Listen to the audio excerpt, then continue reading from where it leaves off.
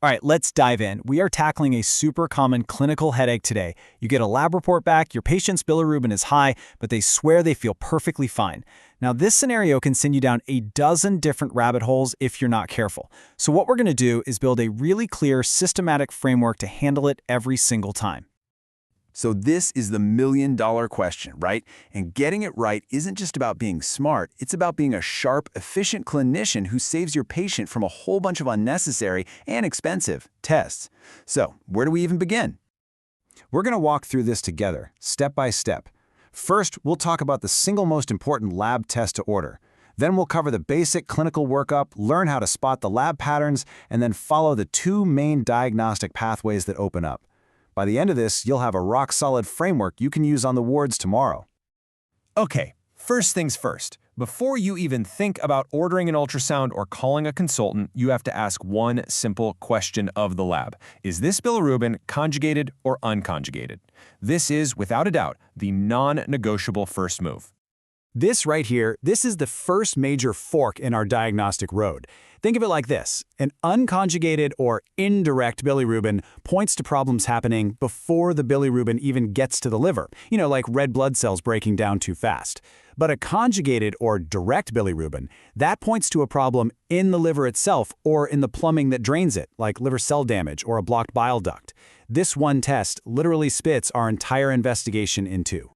So once we know which type of bilirubin we're dealing with, we got to go back to basics. It's time to gather more clues, and we do that with a solid, foundational workup, a good history, a targeted physical exam, and a core set of initial labs. The history is where you can find some absolute game changers. Are they on any new meds or even herbs or supplements? What's their alcohol intake really like? Any hepatitis risks? But check out that clue right in the middle. Do they only get jaundiced when they're fasting or really stressed out? That is a massive clue for Gilbert syndrome, one of the most common things we're going to see. And clay-colored stools? That's a huge red flag for a major plumbing problem, a big biliary obstruction. And on the physical exam, we're not just looking for yellow skin, we're hunting for very specific signs. Can you feel their gallbladder? A palpable, non-tender gallbladder, that's Courvoisier's sign, and it screams malignancy causing an obstruction. Or are there subtle signs of chronic liver disease, like spider angiomas? And hey, don't forget to look at their eyes. Those Kayser-Fleischer rings are a classic, even if they're rare, sign of Wilson's disease. And here's our starting lab toolkit. We've got our bilirubin, of course. Then we add alk phos, which tells us about the biliary system, the plumbing. Then we get the ALT and AST to see if there's any liver cell injury. And finally, we check the liver's actual factory function with an albumin and an INR. This whole panel gives us the data we need to see the big picture. So you've got your history, your exam findings, and your initial labs. Now comes the fun part, putting it all together. And the beautiful thing about this approach is that the lab results almost always fall into one of three really distinct, easy-to-recognize patterns. This slide, this is our command center. It's our central decision tree. So, is the alk phos way higher than the liver enzymes? That's a cholestatic pattern. Just think bile duct problem.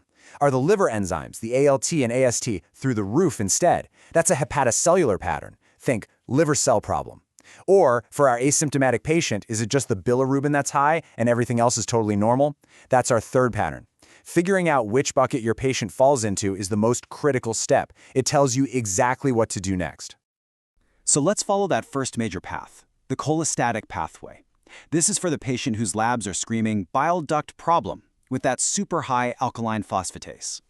The algorithm here is just beautifully simple. You see that cholestatic pattern? Your very next step, no questions asked, is a right upper quadrant ultrasound.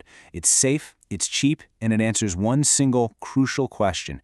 Are the bile ducts wide and dilated, or are they normal? And the ultrasound result creates another perfect fork in the road. If those ducts are dilated, that means there's a physical blockage somewhere downstream. You're going to need fancier imaging like an MRCP to find that blockage. But if the ducts are not dilated, well, that means the problem is intrahepatic. It's an issue with bile flow inside the liver itself. And that sends you down a totally different path, looking at medications and ordering specific blood tests. So for that no dilatation pathway, what are we hunting for? Well, first, you stop any medication that might be the culprit. Then you start your serologic deep dive. The classic test is the anti-mitochondrial antibody, or AMA, for primary biliary cholangitis. You'll also want to check for different kinds of viral hepatitis that can present this way. Essentially, you're searching for all the non-obstructive reasons that bile isn't flowing right. Okay, let's totally switch gears and tackle that other really common scenario you'll see in a patient who feels fine. This is the isolated hyperbilirubinemia pathway, where the bilirubin is the only number that's off. The alk phos, the ALT, the AST, they're all perfectly normal. Now, the key thing to get here is that this is not a sign of an angry, inflamed liver or a blocked bile duct. The liver cells themselves are not being injured. This points us toward a completely different and usually much more benign set of causes that have to do with how bilirubin itself gets processed. So for the most common type, isolated, unconjugated hyperbilirubinemia, the workup is wonderfully simple. Step 1, make sure red blood cells aren't breaking down too fast, a process called hemolysis. Step 2, check the med list for anything, like rifampin, that messes with bilirubin uptick. And if both of those are negative, then you are almost certainly looking at Gilbert syndrome, which is a super common and completely harmless genetic thing. And this brings us right back to that crucial clue from the history we talked about. This quote is clinical gold. I mean, if your patient with this lab pattern tells you, yeah, I only look yellow after I've been sick, or after a really hard workout, or if I skip breakfast, you can basically make the diagnosis of Gilbert syndrome right there and save them a whole lot of extra testing. Okay, just to be thorough, what about the flip side? What if it's the isolated, conjugated bilirubin that's high? Now, this is way less common, but you should know what it means. This particular pattern points toward two rare inherited disorders, Dubin-Johnson and Rotor syndrome. And the most important takeaway here is that, just like Gilbert's, these conditions are totally benign. So once you spot this pattern, you can confidently reassure your patient that while it's unusual, it's not dangerous, and they don't need a massive workup. So, we've walked through all the clues, the patterns, and the pathways. Now let's just zoom out for a second and put it all together into one single diagnostic framework that you can take with you and use in your practice. And here it is, the whole thing in 4 clean, actionable steps. 1. Always fractionate the bilirubin first. 2.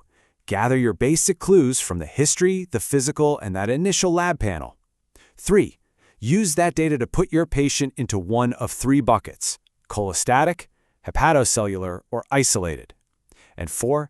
Confidently follow the specific algorithm for that pattern. This approach really does turn a confusing problem into a simple, logical process. So the next time you see that isolated high bilirubin on a lab report, you'll know exactly where to start. This framework gives you the right questions to ask, and maybe the most important one will just be, hey, do you ever notice this yellowing only when you're stressed or haven't eaten? It's amazing how a simple question can solve the whole puzzle. Thanks for joining.